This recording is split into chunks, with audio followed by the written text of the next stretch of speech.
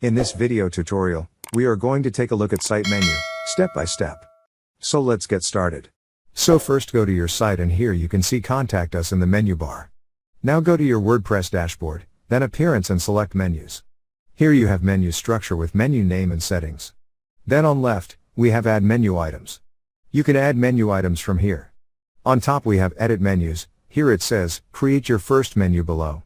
You need to enter your menu name and make necessary settings, then click on Create Menu button to create it. Once done, it will be added on your site's menu bar. Thank you for watching.